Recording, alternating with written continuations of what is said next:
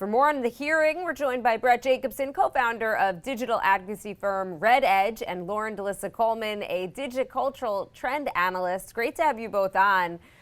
Bret, starting with you, what concerns do you expect that lawmakers will express? And let's start with Facebook specifically. Sure. I think Democrats would like to know if Facebook is cutting off misinformation quickly enough. Are they doing enough, both with human moderators and technical moderation efforts? Republicans would like to know if they're being banned too quickly. And I think the question for people who are not at the hearing is, do we really want either side having government control more of what we see on our Facebook feeds? And I'm hoping that the answer can be that we can trust the platforms and users to make good decisions and start thinking rationally as opposed to getting government involved in that activity. It becomes a freedom of speech issue, I guess, as well. And these companies would argue that they're private companies, so it's not necessarily about freedom of speech. But Bret, are they too big at this point, and should this be treated as a freedom of speech issue?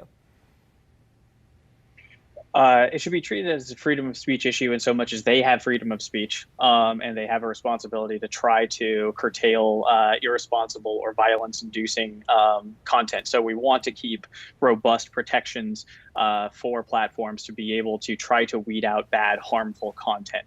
So one of the worst outcomes would be to fully erode, Section 230 that they're going to be talking about, or to hamper it in a way that prevents upstarts from being able to create new environments for people to talk to. And I think one risk for Republicans in particular is that if Donald Trump and his political machine are going to be coming out with their own social platform, they're going to need this exact same kind of Section 230 protection to be able to moderate content, and it's going to end up undercutting a lot of the antitrust arguments that you're going to be hearing, I think, today from both sides of the aisle. Bret, so much of this afternoon is going to be political theater. I hate to say it. It's really about what happens next. What do you think is a realistic change that we might see for these tech platforms?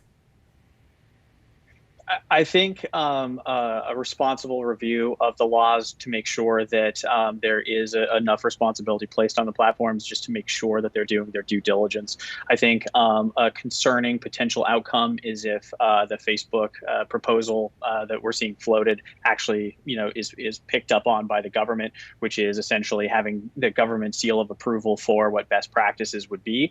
And the reason that would actually be bad, it might sound pretty good, but it might be bad because the government is extremely slow to respond in real time to cyber speed threats.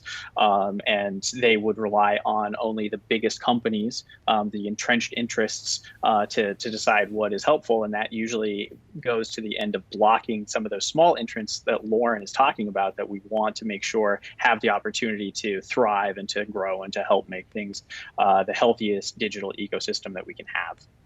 All right, unfortunately, we've got to leave it there, but great to talk to you both about this really important issue. Bret Jacobson, co-founder of the digital advocacy firm Red Edge, and Lauren DeLissa Coleman, a digicultural trend analyst.